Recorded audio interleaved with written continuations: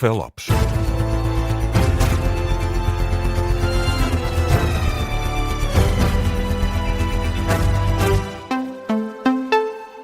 Jornal das 10 na Rádio Observador, edição do José Rafael Lopes, e começamos, José, com José Luís Carneiro, que acusa o Primeiro-Ministro de censurar o jornalismo livre. Já vamos ouvir as palavras do líder do PS. Vamos começar, na verdade, com mais uma medalha para Portugal nos europeus de atletismo. Patrícia Silva conquistou há pouco a medalha de bronze na prova dos 1500 metros em Birmingham, local onde estão a decorrer estes campeonatos da Europa de atletismo. Com uma ponta final forte, a atleta portuguesa conquistou a posição nos últimos metros. Patrícia Silva cortou a meta em 4 minutos e 9 segundos, numa prova que foi ganha pela britânica Georgia Hunter-Bell. Aos 26 anos, Patrícia Silva conquistou a primeira medalha em grandes competições ao ar livre.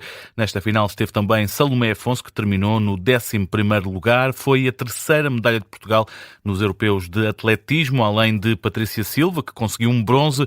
Pedro Paulo Pichardo foi prata no triplo salto. Fatoumata Diallo foi também bronze nos 400 metros barreiras. E agora sim escutamos o secretário-geral do Partido Socialista, José Luís Carneiro, acusa o Primeiro-Ministro de censurar o jornalismo. Um comportamento que para o líder do PS tem tornado recorrente em Luís Montenegro, em Olhão, na rentrée do PS. José Luís Carneiro discursou com um alvo bem definido. Foram várias as críticas ao chefe de governo e a um executivo que não tem sabido reagir às crises, diz José Luís Carneiro. Luís Montenegro optou na sexta-feira passada por um discurso de autojustificação e de censura àqueles que realizam o escrutínio do seu governo.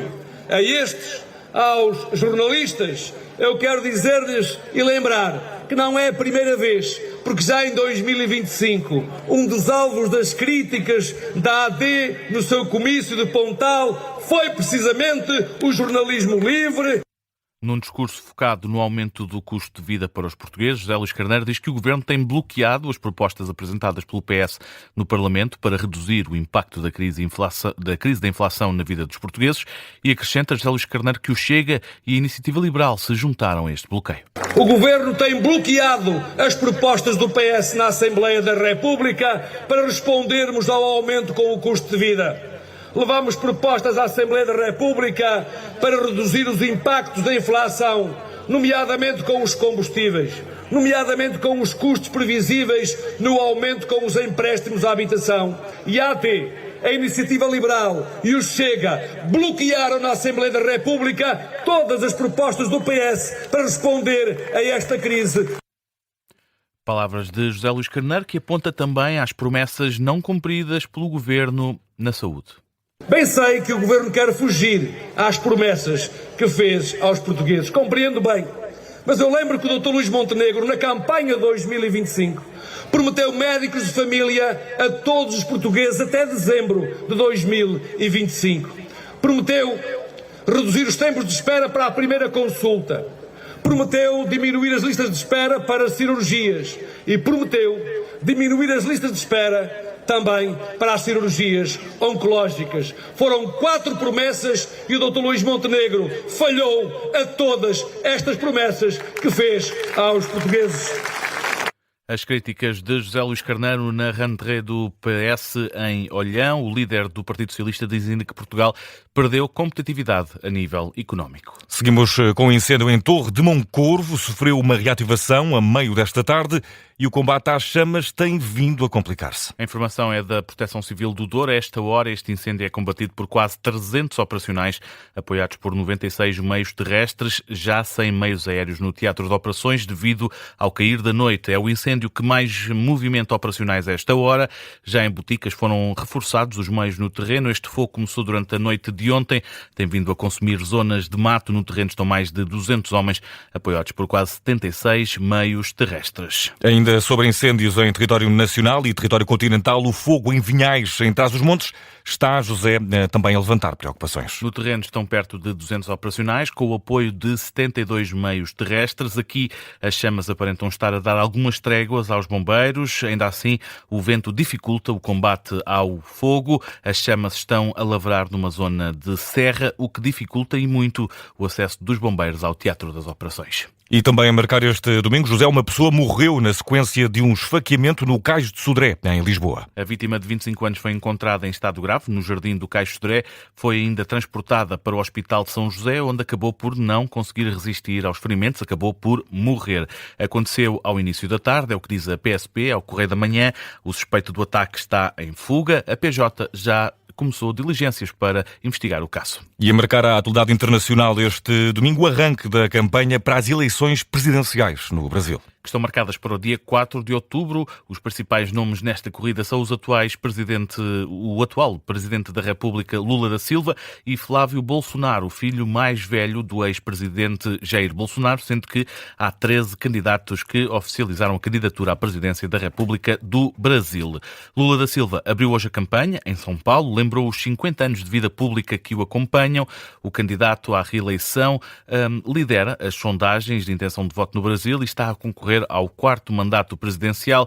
Também Flávio Bolsonaro fez hoje o primeiro ato de campanha presidencial na cidade do Rio de Janeiro. Entre ataques ao atual chefe de Estado, o principal opositor, o candidato do Partido Liberal, aproveitou para fazer referências ao pai, que se encontra em prisão domiciliária desde agosto do ano passado, devido a uma tentativa de golpe de Estado. As eleições no Brasil estão marcadas para o dia 4 de outubro. E foi com o desporto que abrimos e é também com o desporto que fechamos. Começamos pelo futebol. O Benfica joga amanhã em Rio Maior, casa emprestada do Casa Pia, e o técnico Marco Silva quer reagir, José, à entrada em falso no campeonato. O Benfica empatou 2 golos com o Académico de Viseu na primeira jornada do campeonato. Depois seguiu-se um empate frente ao Hearts na Liga Europa. Marco Silva admite que os resultados não são ideais e quer ver uma reação encarnada aos maus resultados. Sabendo nós que estamos a jogar muitas vezes à quinta-feira, isto vai ser uma constante do nosso jogar, e nós não podemos estar condicionados a esse aspecto, porque acho que 90% dos jogos desta época nós vamos jogar depois dos nossos principais rivais, e isso não nos pode condicionar de maneira nenhuma. O que nos pode condicionar aquilo que são os nossos, e nós podemos controlar, são os nossos resultados. Claramente, não escondendo, vimos um resultado negativo para nós quando empatamos em casa depois de estar 2 vezes em vantagem, e há que reagir, mas é esse mesmo resultado, retirar as coisas boas que fizemos, que foram em muito bom número, colocá-las no campo, corrigir aquilo que não fizemos tão bem e que nos penalizou bastante durante o jogo.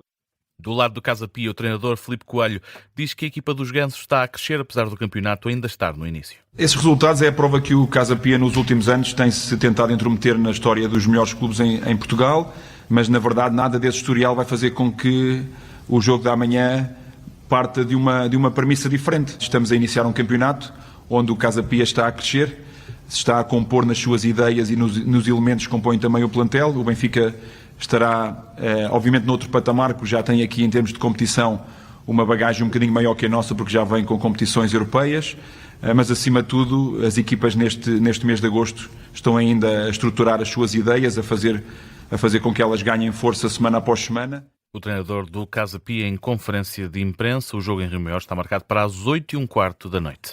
Casa Pia Benfica é um jogo que vai ter relato em direto aqui na Rádio Observador. A fechar esta edição das 10, Fórmula E. António Félix da Costa conquistou o título mundial de equipas. O piloto português da Jaguar assegurou a conquista na última prova do calendário em Londres. António Félix da Costa terminou na 14ª posição e os pontos ajudaram a Jaguar à conquista do título, mais do que os pontos em si.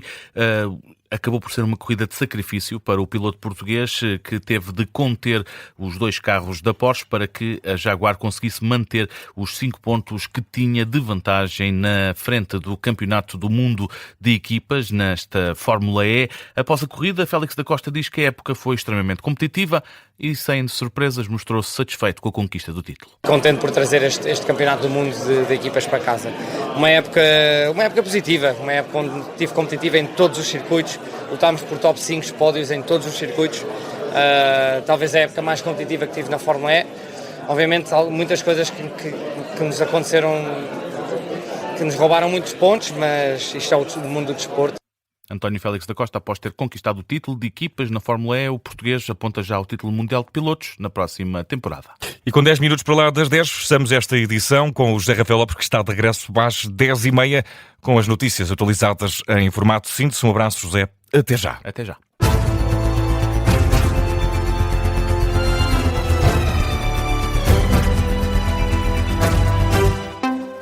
Este programa tem o apoio de BetClick.